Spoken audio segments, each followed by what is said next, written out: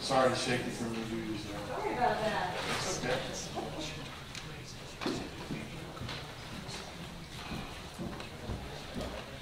Well, good evening, everybody. Thank you for joining us tonight. If you would, please rise and join us for the invocation of the pledge. Let us pray. Heavenly Father, we thank you so much for our city and these people here tonight that are in support of seeing that our city becomes a better place to live and work and enjoy life altogether. And we thank you so much for especially tonight, which is unbelievable, and that's our police department and our fire department and all those that have given so much and give so much for our city, and we just can't thank you enough for them. And we ask tonight as we go through this meeting that everything we do will be with your guidance and your wisdom. Amen. Amen. I pledge allegiance to the flag of the United States of America and to the republic for which it stands, one nation under God, indivisible, with liberty and justice for all. Call this meeting to order. Madam Clerk, can we get a roll call, please? Councilmember Buck. Here. Councilmember Doherty. Here. Councilmember Hoffman. Here. Councilmember Thomason. Here. Councilmember Vogelsang. Here. Councilmember Wilson. Here. Mayor Wakem. Here. Agenda item 18147, please. I make a motion that we approve the minutes for the council budget tour held August 3rd, 2018. Second. Got a motion and a second. Any discussion from the council? Seeing none, all in favor, please signify by saying aye. Aye. Any opposed? By your action, motion carries. 148. I make a motion that we approve the minutes for the budget workshop held August 6th, 2018. Second. Got a motion and a second. Any discussion from the council? Seeing none, all in favor, please signify by saying aye. Aye. Any opposed? By your action, motion carries. 149. I make a motion that we approve the minutes of the regular city council meeting held August 6th, 2018. Second. Got a motion and a second. Any discussion from the council? Seeing none, all in favor, please signify by saying aye. Aye. Any opposed? By your action, motion carries. 150. Make a motion that we approve the minutes of the budget workshop held August 7th, 2018. Second. Got a motion and a second. Any discussion from the council? Seeing none, all in favor, please signify by saying aye. Aye. Any opposed? By your action, motion carries. 151. I make a motion that we approve the minutes of the public workshop held August 8th, 2018. Second. Got a motion and a second. Any discussion from the council? Seeing none, all in favor, please signify by saying aye. Aye. Any opposed? By your action, motion carries. Announcements. First is going to be our Chief, Pat Dooley. This is an unusual time for me to get up and speak to y'all, but I felt what has happened in the police department over the last couple of weeks certainly bears taking a few minutes of your time. On August 8th, at about 9:30 in the evening, as you all know, one of our officers was shot multiple times. In that incident, thank goodness, Bill Ironman is on the mend. He's doing very, very well, and we are hopefully anticipating his speedy recovery to where he can come back to work with us again in the very near future. I can't tell you how much the people on this council, we appreciate everything that you've done for the police department and our employees, and certainly Bill's family. Our deputy city manager was at the hospital that night. The mayor was at the hospital, one of our council people. The outcry and pouring of emotion from the community for Officer Ironman and his family, and the support that this community has shown for the police department has made a very difficult situation bearable for us so that we can continue to do the jobs that we do every day. It's a very somber time, but at the same time, we're so proud of Bill and the way that he acted that evening. Without a doubt, he saved lives, because we know for a fact that individual was trying to go into the Waffle House, and Bill stopped that from happening. deputy city manager, and all of the community for the support that they've shown to Bill and his family and to all of the police department over the last couple of weeks. I can't put into words how grateful I am and how lucky we are to work in a community where people care about the police as much as they do here. And you don't see that every day. I got a letter today from a police department in Minnesota that just wanted us to know that they cared. But, you know, the things this community has done is just beyond words for me. It's obviously emotional. I don't get up here and sound nervous very often. I know my voice is kind of going right now, but I appreciate what y'all have done for us, and I know the officers do too. And I appreciate what the community has done for the police department. So I just wanted to thank the council and the community for everything they've done. Thank you. Thank you, Chief. Appreciate it.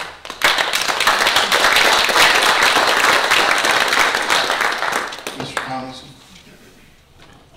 Thank you, Mayor. I'm going to try to get through this, controlling my emotions and my anger for what happened on August the 8th. Thank you, Chief, for your comments very much.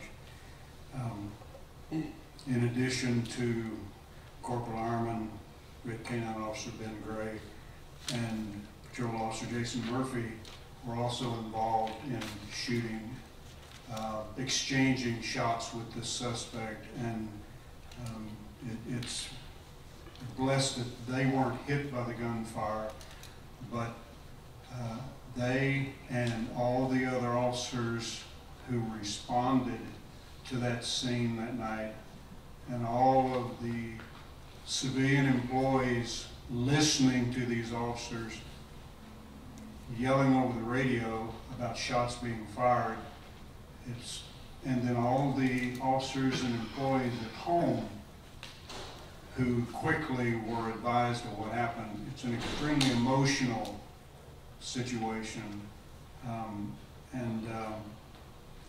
I'll say there's a war on cops going on in this country, fueled in large part by false reports on social media and in some cases lazy or just outright dishonest reporting by people in the news media. As anyone who has ever worked in the job of law enforcement, you know there are at times people who don't deserve to wear that badge. And the vast majority of cops in this country don't want someone sharing a department and going out on the street and going on calls with them who refuse to honor that badge. But yet, in this country, I guess it's the human condition, groups are judged by the actions of the few.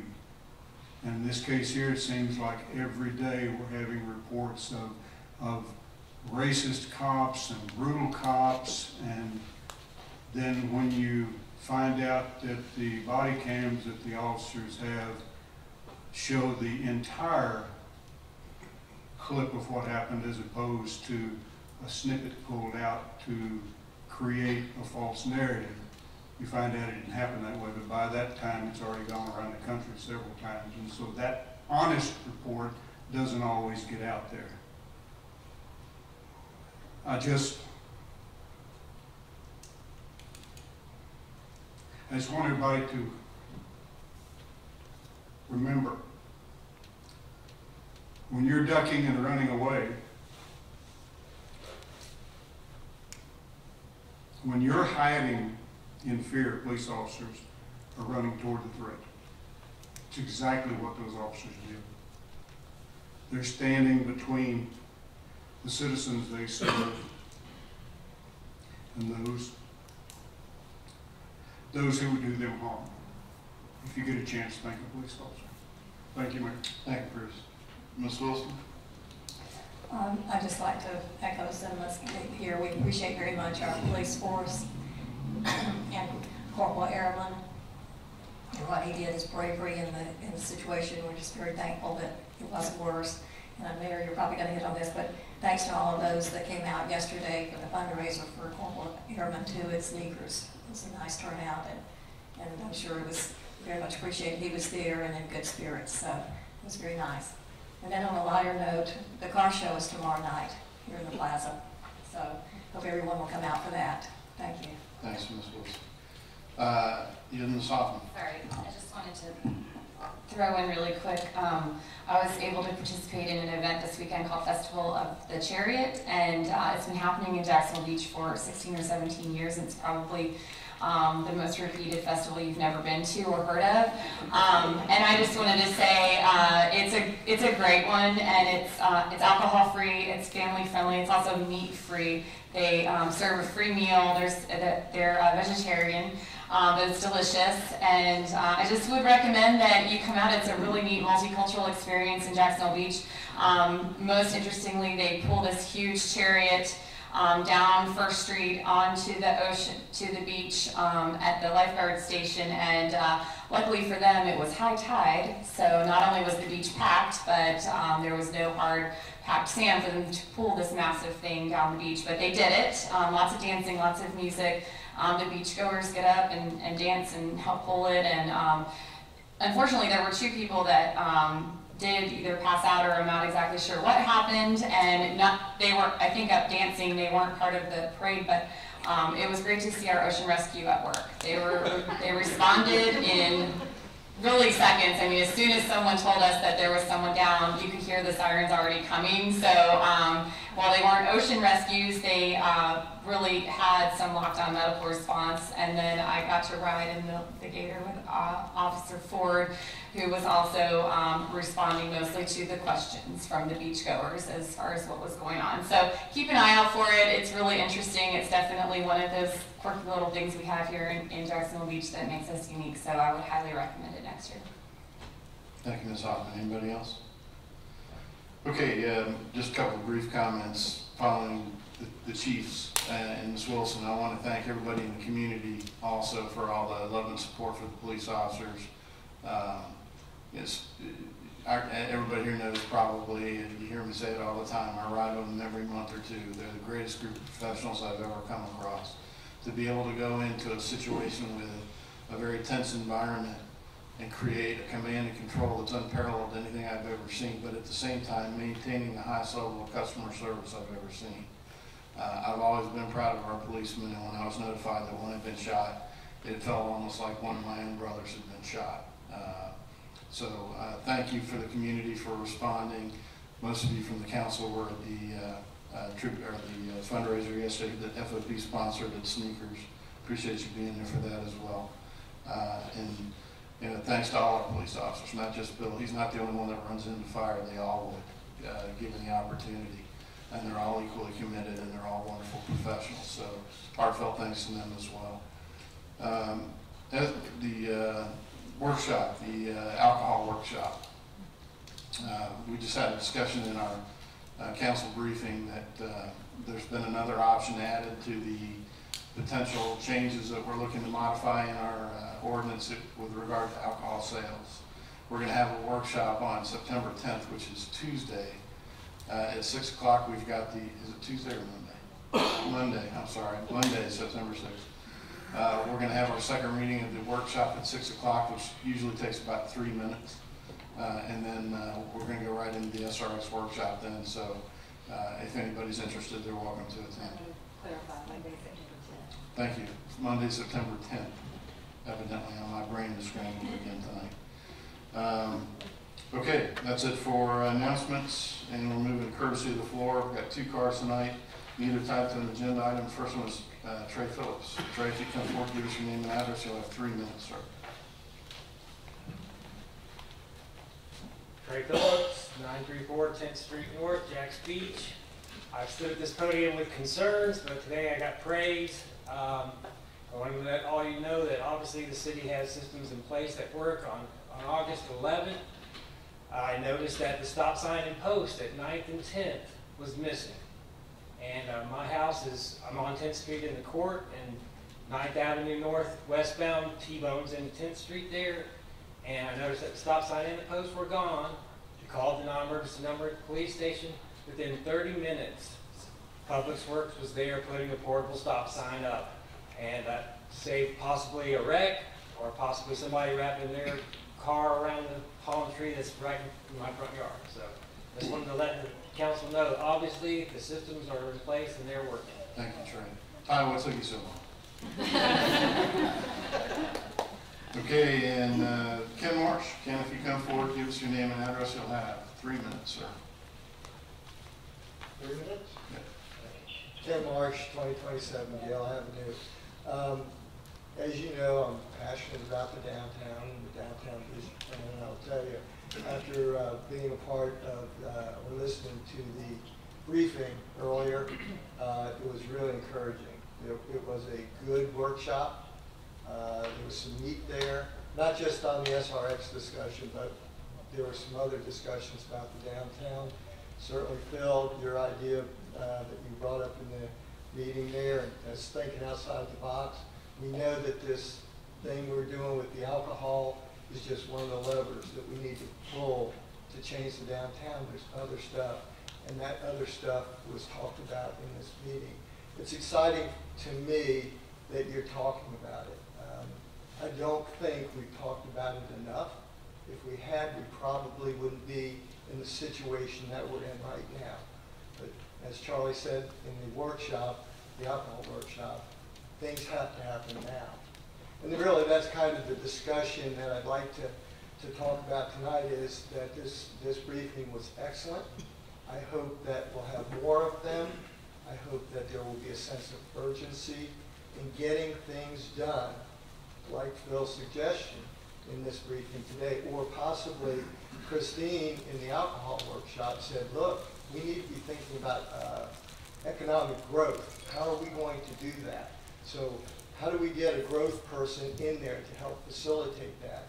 You know, we've got some businesses in the downtown now that we can help be successful, okay? Because if they're not successful, we may fear what fills that spot. So I hope that in addition to the growth and talking about how we change our brick and mortar, that we're doing this with a sense of urgency.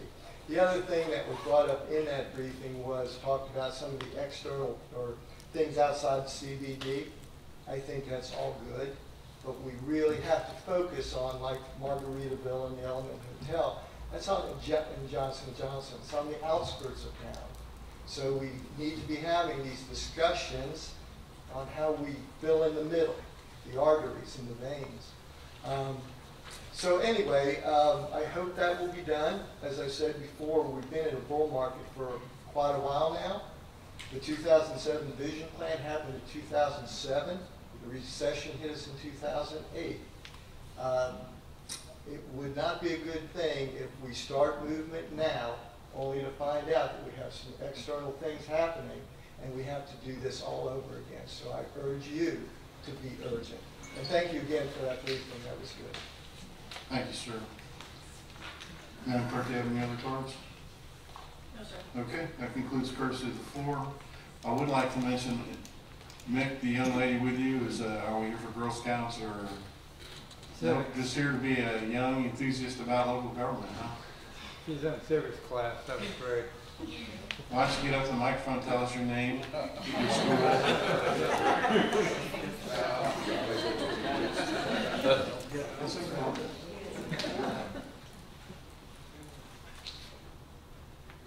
My name is Mackenzie Hunt, and I'm here for my civics project, and I go to Fletcher Middle School. And so you're in Miss Phillips' class?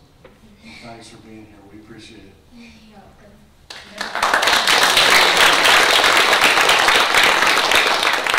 Okay, we're moving on to agenda item 18152, and I'd like to ask Mr. Ty Edwards to come forward with any family members that you would like to include. Mr. Forbes, if you come forward.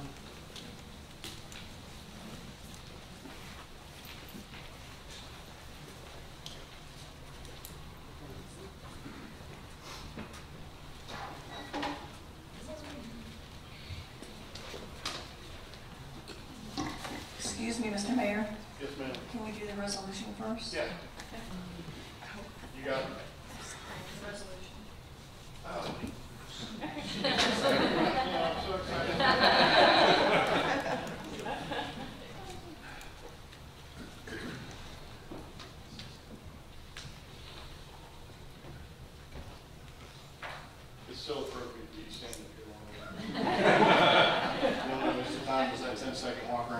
Okay.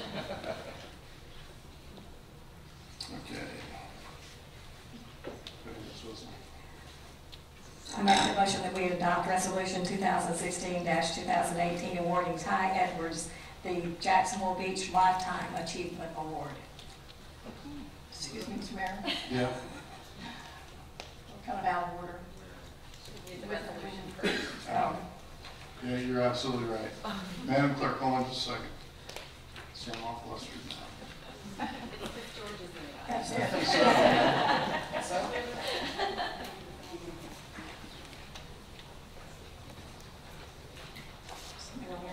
Hold on just a minute. There we go. Okay, Madam Clerk, please read resolution number 2016-2018 by title only, please. A resolution of the City of Jacksonville Beach, Florida, awarding William Ty Edwards a Lifetime Achievement Award for exemplary service to the city. Motion. Okay, I'll do this again. I make a motion that we adopt Resolution 2016-2018 awarding Ty Edwards the Jacksonville Beach Lifetime Achievement Award. Second. Got a motion, any discussion? Any discussion from the council? Madam Clerk, roll call, please. Councilmember Buck? Yes. Councilmember Doherty? Yes. Councilmember Hoffman? Yes. Councilmember Thomason? Yes. Councilmember Vogelsang? Yes. Councilmember Wilson? Yes. Mayor Latham? Heck, yes. Okay. Madam Clerk, would you go ahead and read the proclamation? Yes, sir.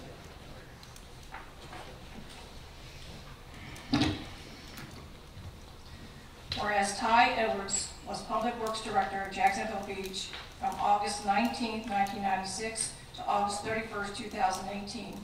And whereas Ty Edwards provided over 22 years of service as Public Works Director and is the longest serving Public Works Director in the history of Jacksonville Beach. And whereas Ty Edwards was a key leader in rebuilding the public works infrastructure in Jacksonville Beach with a strong emphasis on employee accountability and meeting federal and state permit requirements for water, sewer, and stormwater services. And whereas Ty Edwards was an outstanding mentor to public works employees, developing individual supervisors and division chiefs to take action to solve problems and developed a "we make it so" culture in public works. And whereas Ty Edwards was instrumental in accomplishing the following and dramatically improving the quality of life for Jacksonville Beach residents and visitors.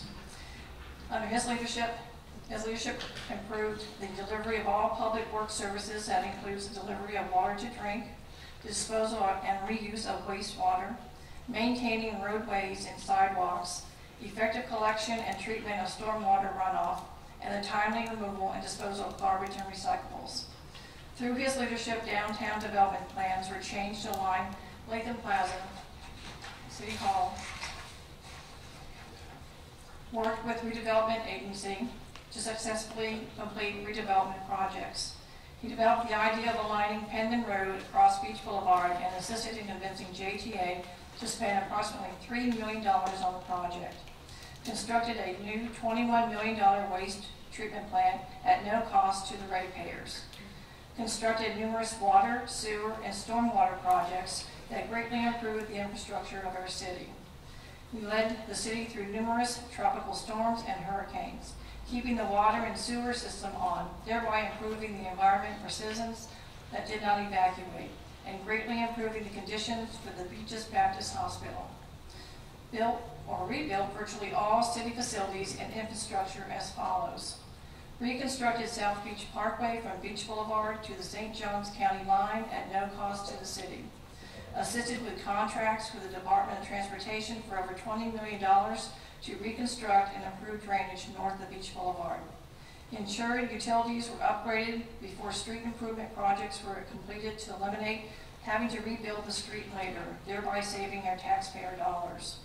Developed a manhole maintenance program under Spectra Shield to prevent hydrogen sulfide deterioration.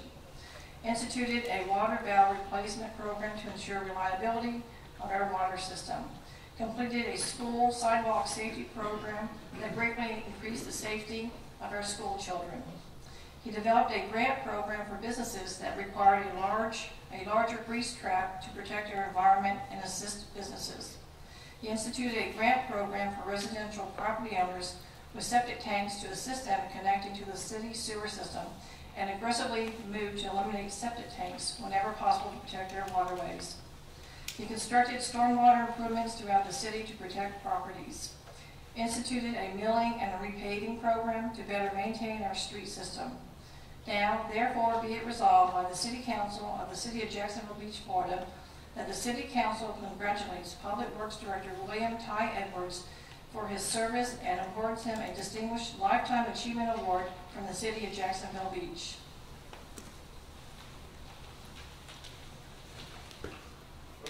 I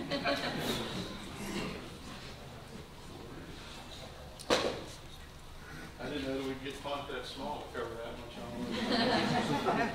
the time on behalf of the grateful city. Thank you very much.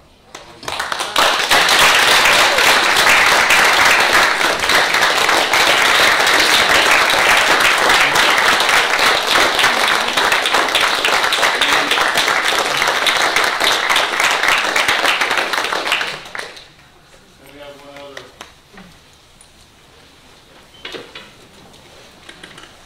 This is a nice little desk map that says William Ty Edwards, Director of Public Works, August 31st, 2018, with respect and admiration from the employees of the City of Jacksonville Beach, Florida. So please accept that with our honor.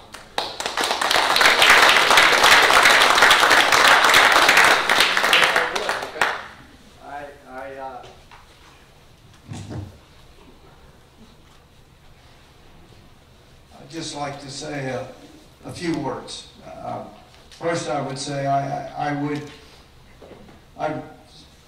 I've served for 22 years here, but before that I served 22 years in the United States Army. I've had a life of service, and I am honored to have served, and it's been a privilege throughout the years.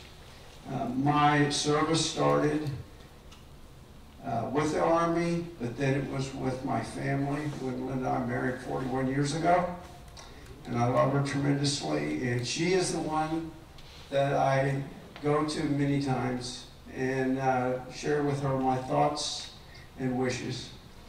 And I want to tell you there have been a lot of successes. I appreciate so much George having the confidence in me 22 years ago to come here. I appreciate all the support that I've had from my peers here at the city, but particularly I appreciate the public servants that I've had the privilege to work alongside in Public Works. They are great people, they have a heart for this city, and they will do anything for anyone. And guys, I just want to let you know I love you very much, and I am going to miss you guys, and I'm going to shout out to them out there right now. There's Dave McDonald, he's in the Streets Division. Pat Deegan in the Streets Division. Marty Martirone, he's the City Engineer. Chuck Herndon, he's Distribution and Collection. And Ann Moody, she's been with me all this time, she's Admin Assistant. And now, the one coming in to take my place, Dave Eleanor, he's a great guy. He's 22 years in the Navy, and he is going to be a great servant here. I can tell it already in our overlap, and I will miss all you guys. Thank you very much.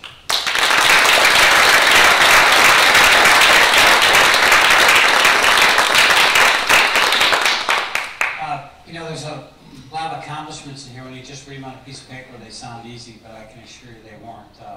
Ty and I fought a lot of battles together. I remember talking to the attorneys for JTA on realigning Penman Road, which was Ty's idea.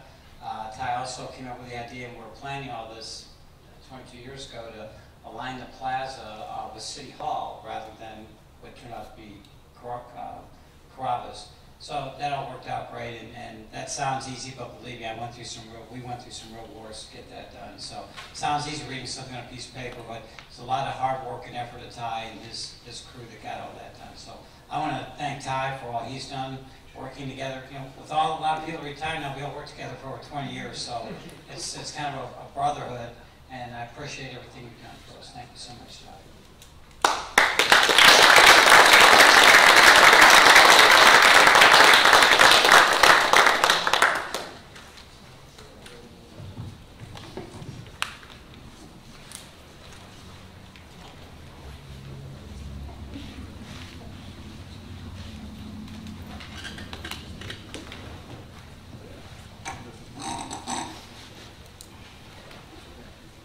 while we're still on the public record, and this is being watched by hopefully several citizens outside the room, George likes to say a lot, and I used to say it in the Navy, the public works, just like the engineers on the ships, typically aren't noticed unless something goes wrong, and nobody appreciates the fact that things are going right all the time.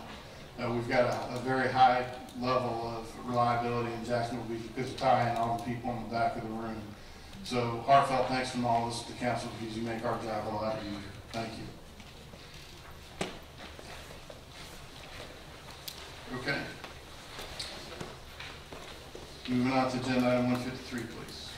I make a motion that we accept the financial reports for the month of July 2018 as submitted by the Chief Financial Officer. Second. Got a motion and a second. Ms. Nelson?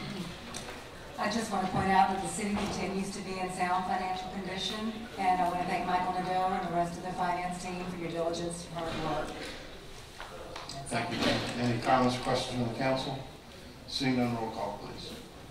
Councilmember Doherty? Yes. Councilmember Hoffman? Yes. Councilmember Thomason? Yes. Councilmember Vogelsang? Yes. Councilmember Wilson? Yes. Councilmember Buck? Yes. Mayor Latham? Yes. Agenda item 154, please. I make a motion that we award bid number 1718-23, installation of fiber optic cable between Sampson and Port Diego substations to the lowest responsive bidder, Electricom LLC. Second. Got a motion and a second. Ms. Nelson? For this item, I'm going to ask Alan Putnam to come up. Good evening, Alan Putnam, Director of Beach Energy. You can see the red line here. That's our substation Sampson at the bottom left-hand corner. That's out by I-95 and 210. The red line represents our right-of-way and easements we had that'll bring that all the way up to Fort Diego substation. You can see on the upper right. This is the only run of transmission left in our system that does not have fiber optic communications. Once this is done, it'll connect to Fort Diego from Guana, 18.2 miles of fiber, and then we'll also make a new connection to Guana substation. Our entire system will have high-speed communications to support, especially our expansion of Guana substation. Thank you, sir. Questions? Any questions from the council? Seeing none, roll call, please. Councilmember Hoffman? Yes. Councilmember Thomason? Yes. Councilmember Vogelsang? Yes. Councilmember Wilson? Yes. Councilmember Buck? Yes. Councilmember Doherty? Yes. Mayor Latham? Yes. Item 156, please. I make a motion that we authorize the Deputy City Manager and Mayor to execute a lease with T2 Green Partners doing business as the Sandtrap Tavern for the restaurant operation at the Jacksonville Beach Golf Course as described in the memorandum from the Director of Parks and Recreation dated August 15, 2018. Second. Got a motion and a second. Ms. Nelson? The golf course has been closed for the past 7 months for renovations. We're very excited for the grand reopening sometime in late September or October.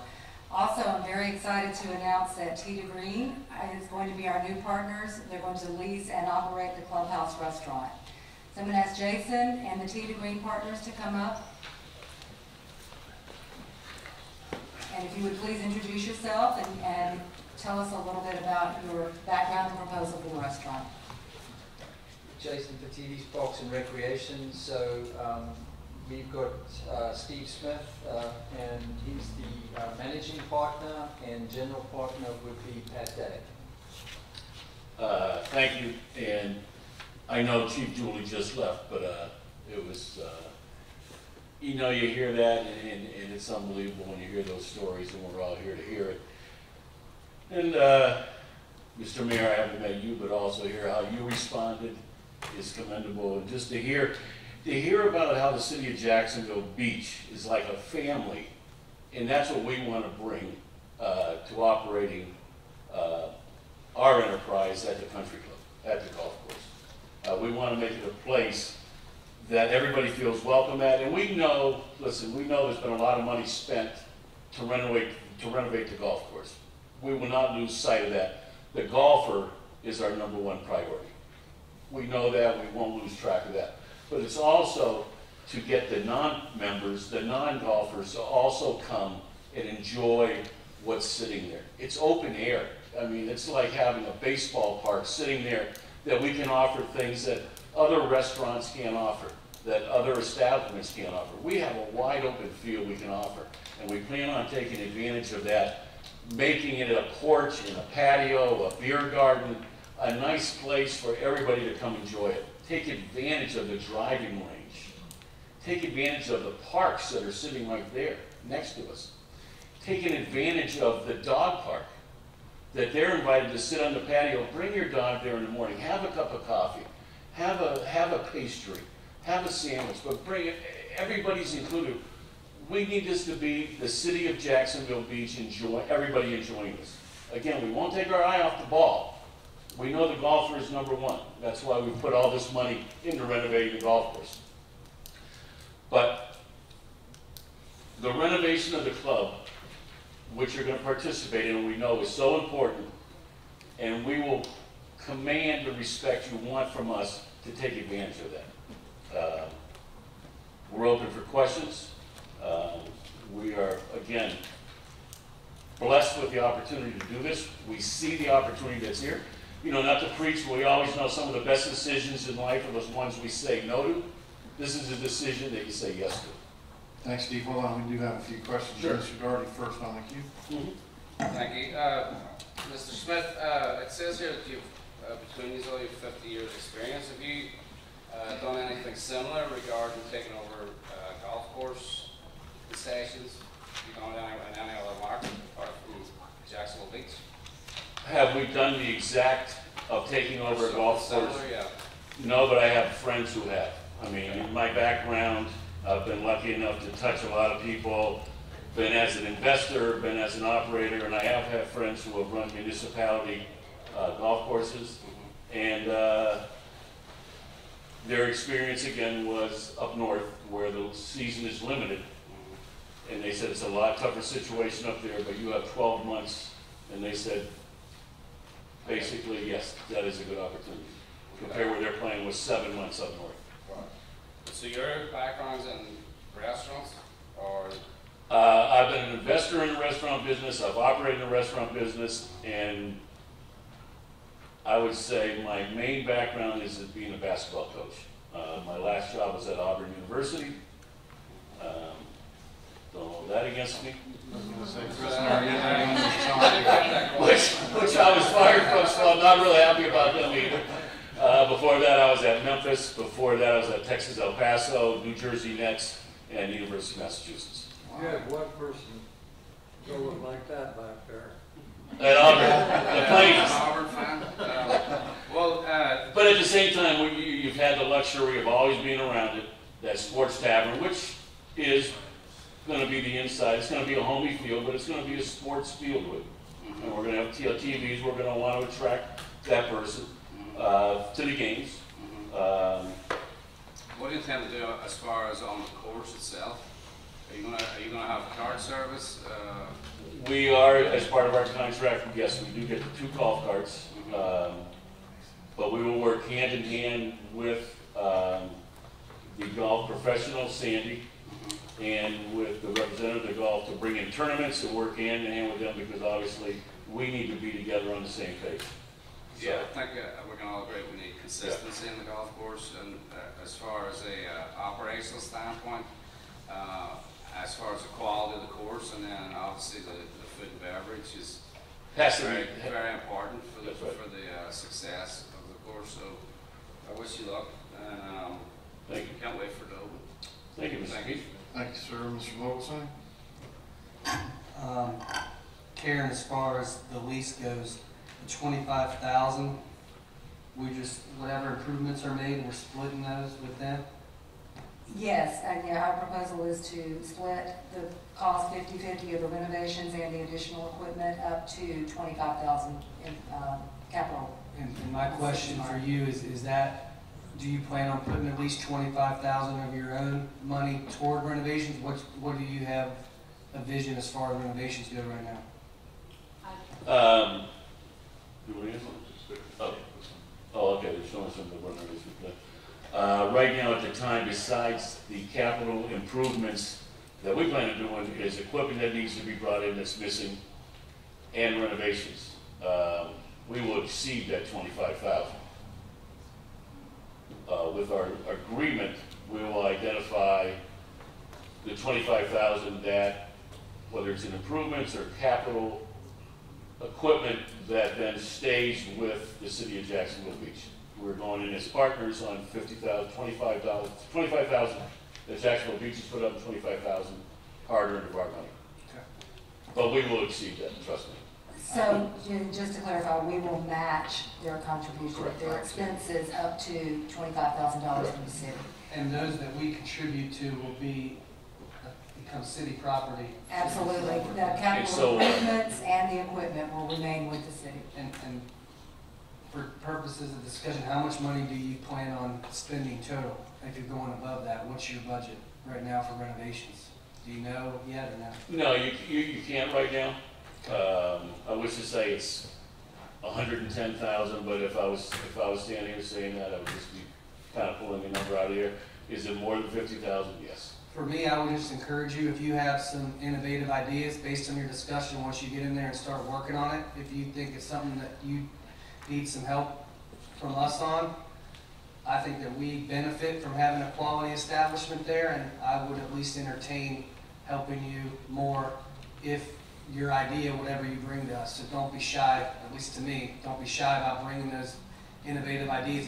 Once you get in there and start working on it, if you have some ideas that would benefit the city as far as. You know what, Mr. Phillips, I appreciate you saying that, and Jason almost concurred on that earlier, saying, listen, this is our starting point, here's where we're at. Everybody wants this to succeed. Correct. So don't be afraid, as you said, to ask for something. If it's there and it makes sense, we can go back to the council, and believe me, we can bring something to them. So I appreciate you saying that. Thank you very much. Yes, sir. Happy to have you. Thank you. Yep. Thank you, sir. Ms. Wilson? Yes, could you give us more information about your experience and your partner's experience? Because I had a lack of information about your past background in restaurant business operation. It's funny how the cycle of life is. My first job ever was as a dishwasher at a country club. I was growing up at when I was 14 years old.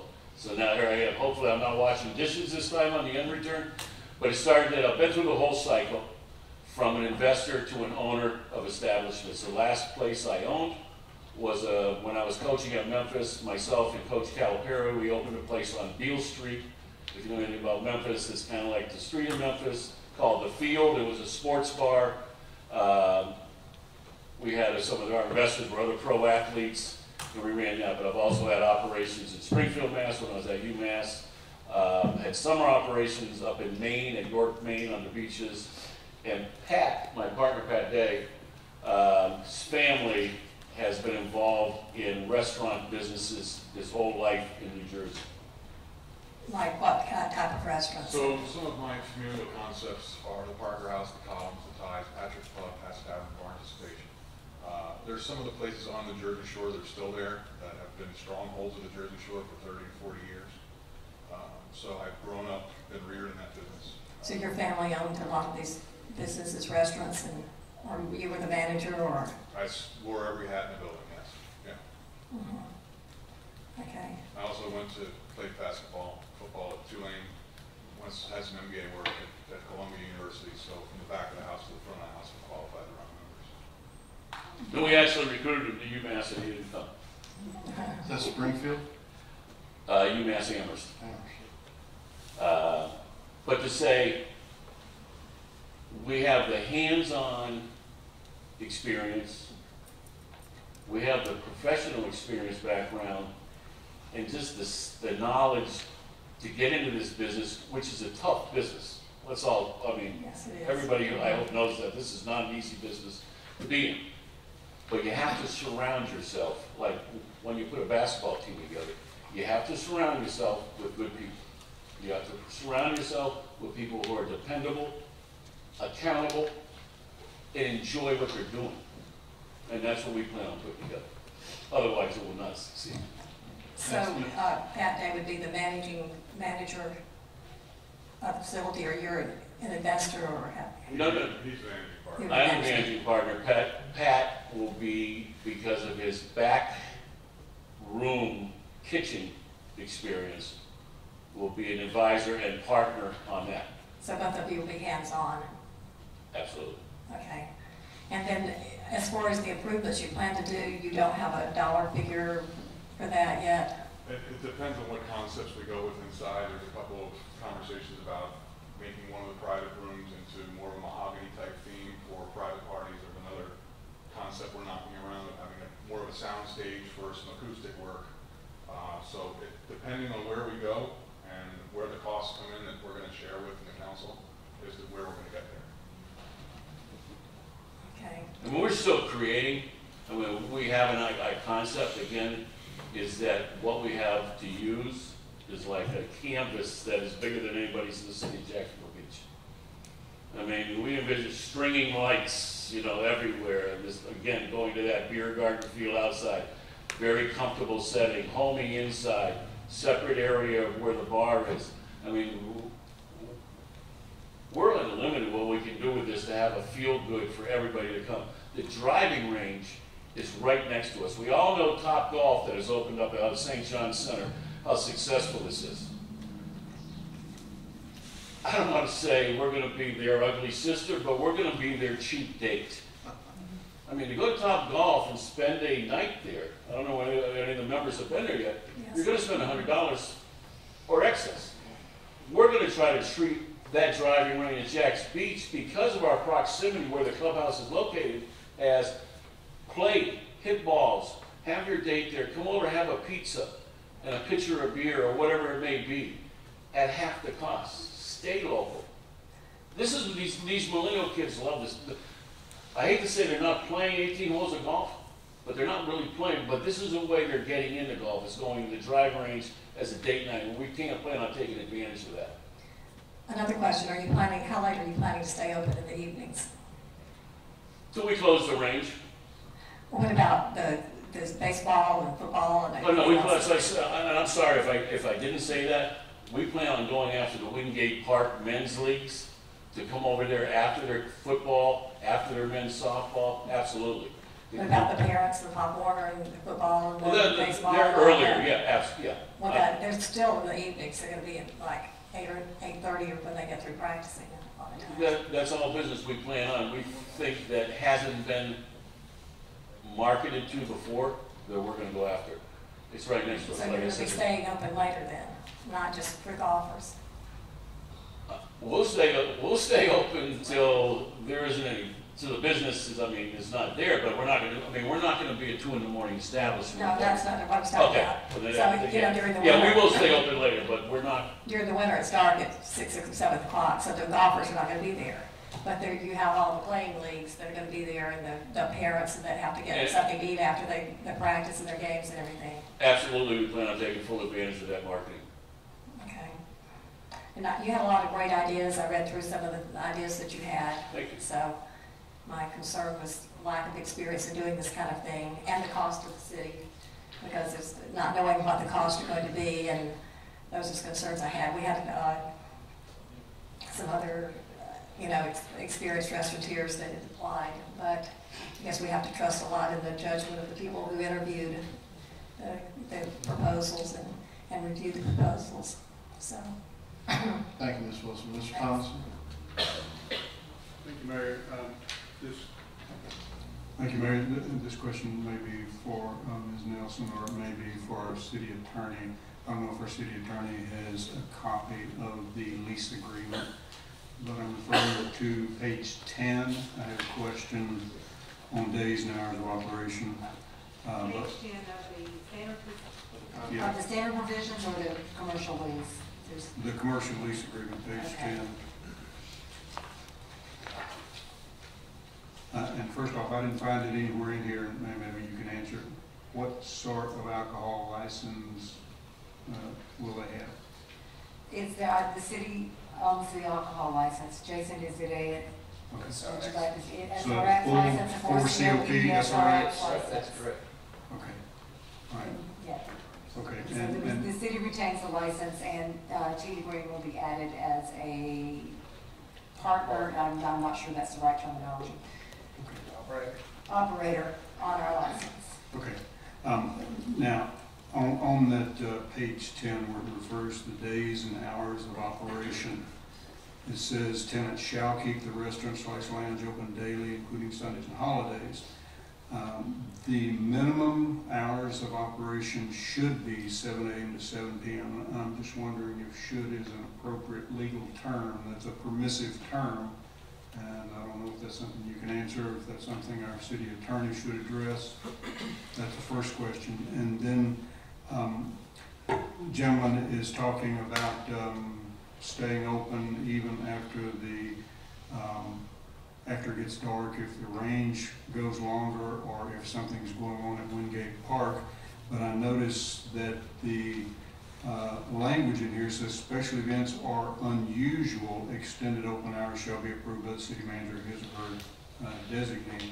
So if the business decides to stay open to catch the people coming from the softball games and they're not finished until 9:30, quarter to 10 at night, because this is past the 7 p.m., is this considered an unusual extension, and does it require in every case approval by the city manager? I think this language is here, Mr. Thompson, to address special events or events that are not within the normal business operations of the golf course restaurant. So this is, the intent was to set the minimum hours from 7 to 7, or for the minimum hours to be as long as the golf course is open, we want the restaurant to be open. They, of course, can set their own hours outside of that on a regular basis, but if there is a special event that may go till later in the evening, that has to have a special event permit or be authorized by the city, that's what this is intended to cover. Okay, it just seems very vague to me, but I'm no attorney. Could I get an opinion from our city attorney? If you say this is adequate, I'm comfortable. Susan Erdley, city attorney. The minimum hours should be 7 a.m. to 7 p.m. Leave some wiggle room. I would concur. Would you recommend different terminology there? The minimum hours of operation are 7 a.m. to 7 p.m. Right, we could tidy that up and make it more definitive. Okay, and then based upon what the gentleman has described about staying open past 7 p.m. for the, not so much for what Mrs. Nelson is talking about with a particular special event, but just staying open during the baseball season and they're finishing up at 9 or 9:30 at night. Does the wording that's in here address that, or would that fall into that unusual situation where in each and every case it requires approval by the city manager? Or does it need simply some different wording entirely to address this a little more accurately? I could propose some different wording that would give more definition to it. For instance, request to stay open in later could be, permission could be granted by the city manager or his or her designee upon sending an email or whatever. We can add some language that would make that more definite, so we have more structure in place. I'm sure that there's a clause in here that also calls for amendments can be made in writing, etc., but we could tidy that up. Well, and please, gentlemen, I don't want you to think in any way that we're questioning your integrity or anything else, but I know, not being an attorney, but having heard from Ms. Erdley on many occasions over the years, you need to make sure that the wording in any legal agreement is as tight as possible. So with that, Mr. Mayor or Ms. Nelson, is this something that we need to? No, I agree. I think we can clarify the language, but I just want to make it clear our intent is not to define the maximum hours that they can be open. We just want to set the minimum, and at least we want them to be open as long as the golf course is open. If they want to extend those hours on a regular basis, I don't expect that they would have to come and ask for city approval every time they change their hours. I think what we would like to address, though, is if they do have a special event and they want to stay open until 11 o'clock or, serve alcohol at some unusual hours that would require a special event permit, then of course that has to be approved. So based upon what our city attorney has said, do we need to address this specifically tonight? Do we need to table this until next council meeting? I'm not trying to delay things, but I personally don't think that we need to get in the weeds with the attorney. I think we need to give her the flexibility to make the changes as she sees appropriate. And, I mean, do you guys concur? I mean, I'm not comfortable with that. no? Okay. I don't, if I'm understanding Can I this right. go for a second? The reason I feel uncomfortable is, for an example, the people that play tag football and softball, 7 o'clock, they're still got lights on playing. And this almost is so restrictive that Karen keeps referring to special events. I don't want to tie their hands where they have to go to somebody for, you know, you've made this that you want it to be a family, a community facility, and the improvements you're going to put in will make it that. And to tie your hands tonight with and just, I've got all the you know, dependability on our city attorney that I could possibly have, but do you feel comfortable rewording this without coming back to us? Can I make a statement real quick? Mr. Buck, with respect, I'm having a little bit of concern about your statement because it says in here that it's the minimum hours are from 7 a.m. to 7 p.m. Karen keeps saying for special events. We aren't talking about special events. Now, the minimum hours are, we're trying to define that we want them to be open for a minimum of 7 to 7. Other than that, I expect that they would be able to set their own hours. This clause in here about special events or unusual extended open hours shall be approved. I believe the intent was to address only special events, something that would have to be permitted outside of their normal operations. Then can we define them or remove unusual extended? How about just special events? And why don't we just say they should be open when the golf course is open, and then they have permission to stay open longer outside of. As long as their license allows, as long as the 4COP SRX license allows, then they should be able to stay open as long as they want within their licensing. Mr. Fatidis just explained to me that the language was based on inclement weather, you know, the concern for inclement weather that could happen. And that's what I was going to say, inclement weather or golf closure. If you don't have morning tee times, why would you open at 7 o'clock? That's why I like the word should. It expresses what our intention is, but doesn't obligate them necessarily to that 12-hour time span. Mr. Mayor or Ms. Nelson, with the city's 4COP SRX license, they can stay open till 2 a.m., can they not? Well, the extension premises, or extended hours, Norm? Is there an extended? No. They'd have to apply for an extended hours permit. But they could stay open till midnight every night. Right, by state law, they could. So I'm looking for the language in here that might speak to amendments that we could do, we could put in writing. There's usually those languages in our contract.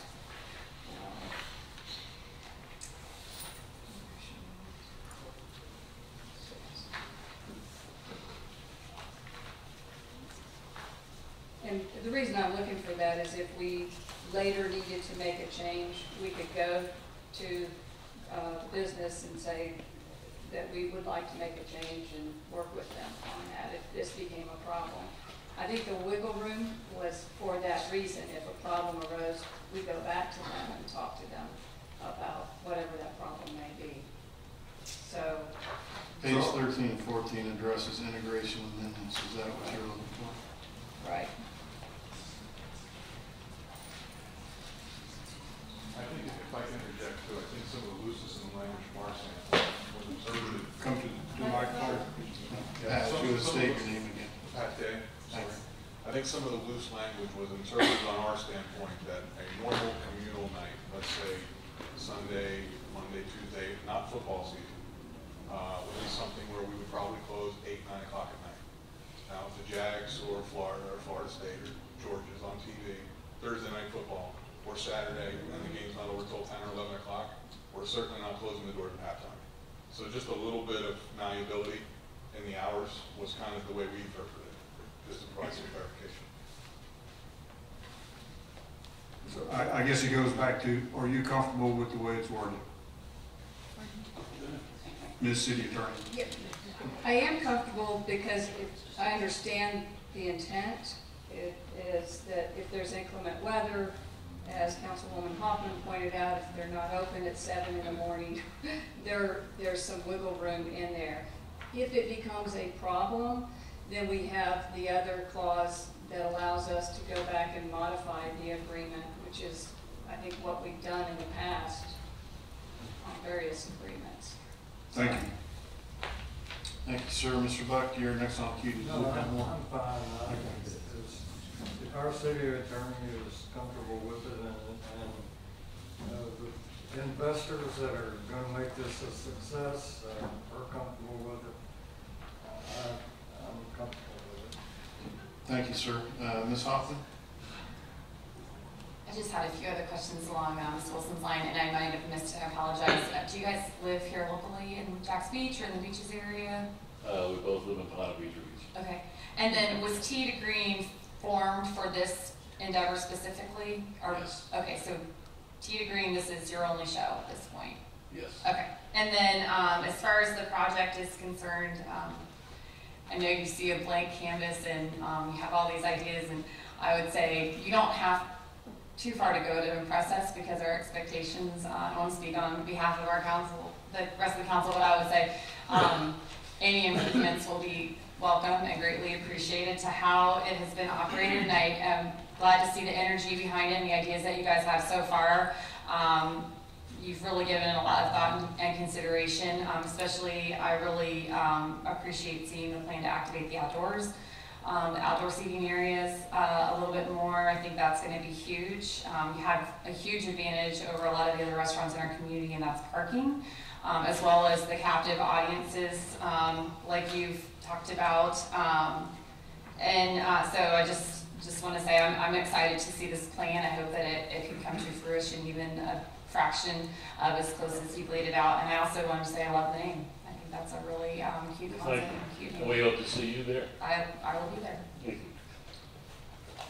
Coach, we're sounding like a bunch of bureaucrats up here, and I don't in any way, shape, or form want this to seem like this is the Inquisition as you get ready to make an important business investment for yourself.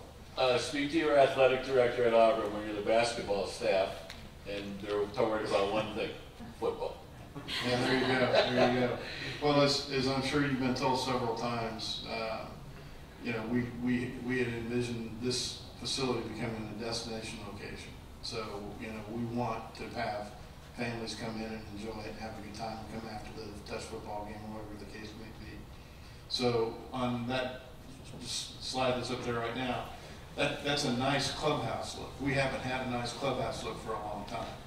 And, you know, we just got done investing a lot of money in rebuilding this course to make it appealing, not just to Jacksonville Beach residents, but to people in Ponte Vedra Beach or Jacksonville. We're one of the few municipally owned courses around, and, you know, our objective is to make enough money to pay for ourselves. With your help in our improved course, we'd like to see it even better and become a revenue maker for us. So, you know, Mr. Vogelsang stated earlier, and I certainly agree, if there's a change we need to make that we didn't plan on early, let's talk about it, because we do want to do things the right way. It's fair to you to understand that we're in some discussions, and to make you aware of the fact that we're in some discussions about the SRX license. We're having some problems in our downtown area with restaurants that become bars. And there's some trepidation, I'm sure, by some of the council members about contract language and definitively identifying what you can and can't do and what the parameters will and won't allow. So understand that we'll work with you through our attorney and city manager to find the best possible scenario, keeping in mind that we're going to work to have a citywide standard to cut down on the rhino, we call it, the restaurant name only. That being said, that doesn't in any way, shape, or form demean our intent to provide you the best possible environment to become successful. I think there's a lot of great things ahead. I think that everybody up here is excited and looking forward to seeing what you have to offer. And as a former business owner myself, I can tell you, you know, you're investing a lot in this. We know that, and I know that, and we want to see you succeed. So don't be shy about getting a hold of Jason or the city manager if there's something we can be doing to help you. We look forward to this being a success for all of us. Well, I thank you, Mr. Mayor, and all of you for taking the time to listen to us tonight. And that is exactly what we see is to be part of the city of Jacksonville and represent your investment that you've put into the golf course to the fullest.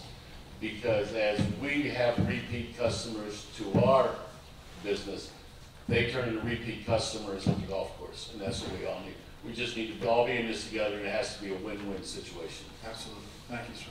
Thank you. Okay. Ms. Wilson, very quickly. Yes, I have a question.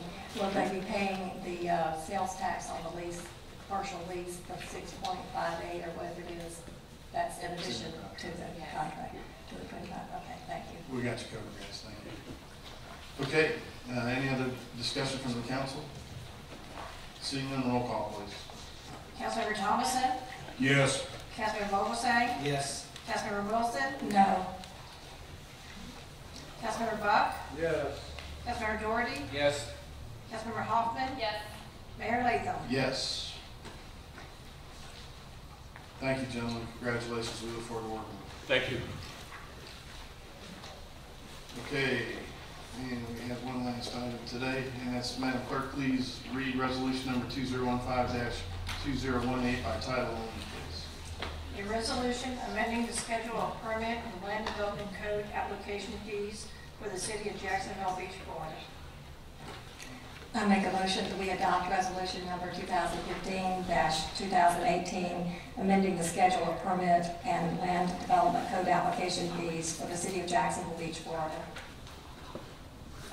Got a motion and a second. Ms. Nelson.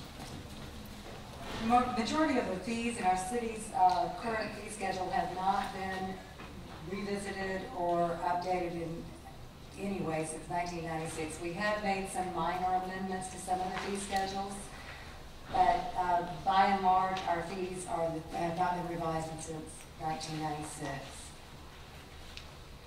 So we did a comparison and found that in general, our current permit fees are about 50% less than Atlantic Beach and 70% less than Duval County. There is a comparative fee analysis there.